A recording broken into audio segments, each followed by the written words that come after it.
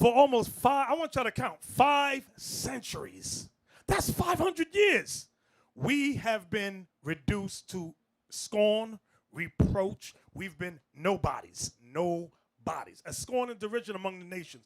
And now when we find out we are the children of Israel, God's chosen people, we are supposed to apologize, I thought. We are supposed to apologize. Now that we wake up from the doodle hill and we say, hey, take this doodle off me. I'm God's chosen people. No. That's not right. That's racist. You are racist when you say that. What? I've been living in doodle all my life. Now I find out I'm something great and I got to apologize for that? Can you read that for me? Deuteronomy 4, 7 and 8. Deuteronomy chapter 4 and verse 7. For what nation is there so great, who hath God so nigh unto them? Did he use the word great when he spoke about us? What nation is there so great? Go ahead. Who hath God so nigh unto them? As the Lord our God is in all things that we call upon him for.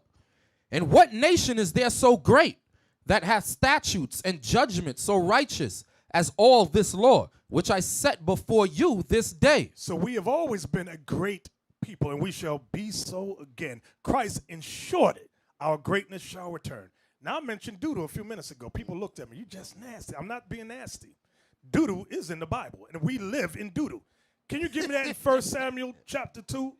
We live in, I know you think in your little houses, and I don't care how nice your home is. It's doodle. If you look at where you came from, talking about historically, to where you are today, you're going to realize you live in squalor. You live in fecal matter. And the Bible says that. 1 Samuel chapter 2 and verse 8. He raiseth up the poor out of the dust, and lifteth up the beggar from the dunghill. You know what a dunghill is? A hill of SH. Doodle. The poor man and the beggar he's talking about the Israelites. This is prophetic about our people being called the poor. Even Donald Trump, your friend, Donald Trump, said a day ago, find that video, he said, you black people, you should vote for me. What do you have to lose? You're poor. You have bad education. I like him. What else did he say? That dude talking like that? Can you show the video? Send it, because y'all ain't going to believe me by me saying you think I'm being racist. I'm not being racist. I'm just telling you. I can't get enough of it. He is so outlandish. You either going to have to, either you're going to wake up or you're going to die. Because he says the craziest stuff. You got to wake up after some of this stuff. You just can't remain asleep after the crazy rhetoric that this man speaks. Right. But you know what? Him and Hillary's saying the same thing. Yeah, exactly. She's just more. She's just cool. Right. What is the She's word? skilled. She's skilled. She's skilled when she professional. speaks. Right. In her diction. But the outcome is the same. Absolutely. You send it to him? 2 heads of a same snake. You got to find Donald Trump's speech, his recent one. Damn, I got to see that. I didn't even see it either. Oh, it's good. I know that. I got to laugh on that thing. Man, I got to see that. And he said it in front of an all-white audience with one nigga in the back. I love that. One nigga on the back. Look how much African-American communities have suffered under Democratic control. To those I say the following. What do you have to lose by trying something new like Trump? What do you have to lose?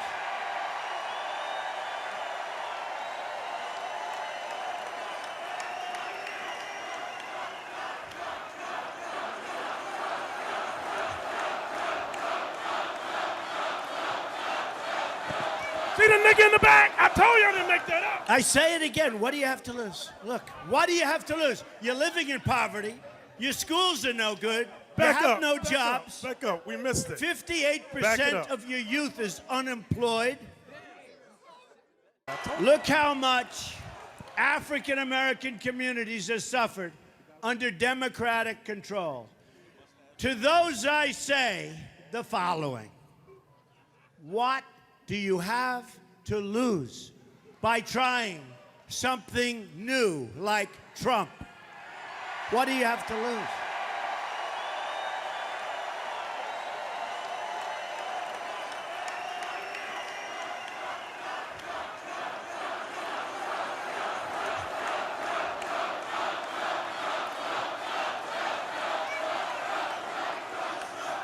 I say it again. What do you have to lose? Look, what do you have to lose? You're living in poverty. Your schools are no good. You have no jobs. 58% of your youth is unemployed. What the hell do you have to lose?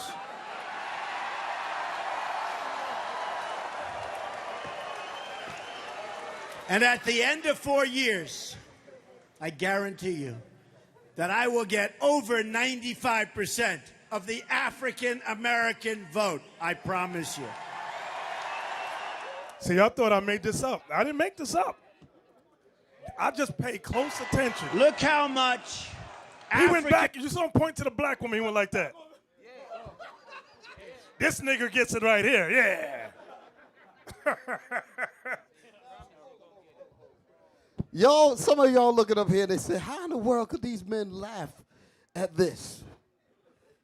Well, it is funny. It is funny. But in the real sense, it shows you how destroyed of a people we are. That's the reason why I said what I said about him. Because what he's actually doing, he's actually showing us the filth of our minds right in front of us. So we have no excuse to remain this way.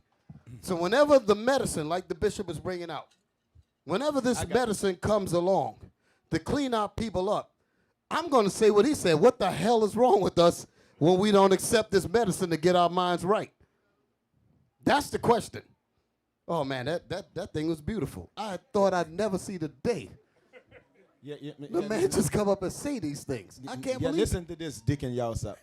Really, that man is speaking the thing that white America really want to say. A long time ago, they want to say it. He really speak their mind for them. Because when you see a man like that, talk like that, you see the white people, they all applaud to that. That's really what's in their heart they want to say about black people. But they feel like this man right here, since he's in light, he can say that nobody going to get hurt by it. The reason we laughing, because we've been telling you that for years. There you go. That's why we laughing. You have to listen to the white man tell you yourself. You're in the lower state. Now you say, oh, I thought I had it going on. Ooh. Hey, I'll tell you something. We used to do this in camp. You remember. We'd be downtown, and while the brothers are speaking, we had this white man that would come to the camp. And you know the name. You know what I'm talking about. Bring him up while the men are teaching Israel, Jake out in the audience, they ain't really paying attention. Then they have to call the white man over. And he knew that he was being called for that reason.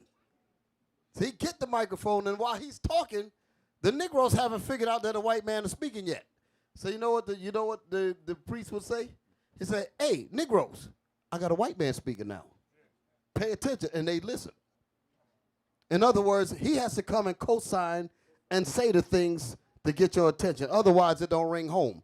So the thing like Deacon Lobert's bringing out, he came forward and said exactly what so-called white people have on their minds. He's bringing that information out. And they're all happy about it because they always wanted to say it. They always wanted to say it. And the fact that he's saying it, maybe we'll listen. He's giving the statistics and all of that. Like we don't know it, but we're the damn victims of it. He's telling us something that we already know. Wow, that's amazing. That goes back. Read that again. Where were you at in Samuel? 1 Samuel chapter 2. 1 Samuel chapter 2, verse 8. He raiseth up the poor out of the dust. So we are the poor, meaning poor in spirit. God is going to raise us up out of the dust, which is a low estate. Go ahead. And lifteth up the beggar from the dunghill. Why is it calling us beggars? Because we're the ones on welfare, unemployment, always want a job. Can you hire me, please? And we were the kings and gods of the earth. Now it's calling us poor and beggars. Read that beggar part again. And lifteth up the beggar from the dunghill. The dunghill. Dung means doo-doo. S-H-I-T. That's what dung is. That's the life we live. And you got to see it. I'm going to tell you how bad it is. Some of y'all don't know. Those of y'all that live in the projects, I'll say it like that, the projects. You ever have cops go to your house? Let me tell y'all a secret. Some of y'all might know. Some of you might not know. They talk about how nasty blacks and Latinos are. I ain't talking about the black cops so much, but the white cops, they do.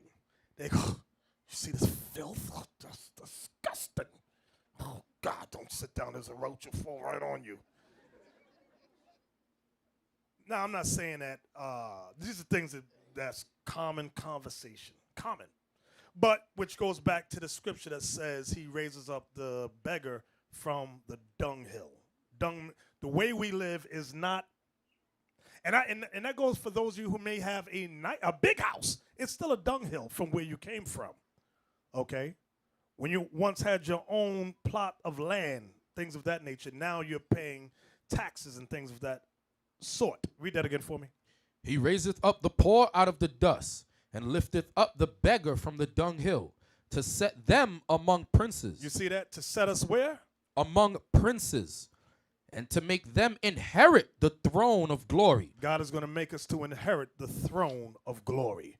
Was that it? For the pillars of the earth are the Lord's, and he hath set the world upon them. Y'all see that? So everything is meant for our benefit.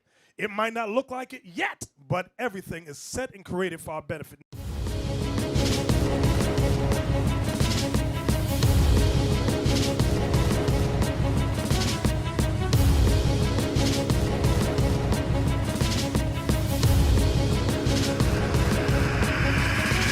Shalom, Israel. I'm Elder Nathaniel, Israel United in Christ.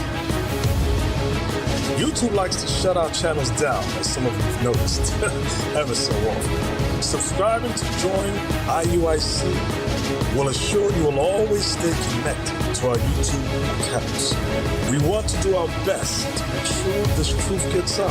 Please click and join our subscriber YouTube channel called Join IUIC to stay linked to all of our videos. So again, please make sure you subscribe to this Join IUIC channel to get your latest updates from all our YouTube channels. Shalom.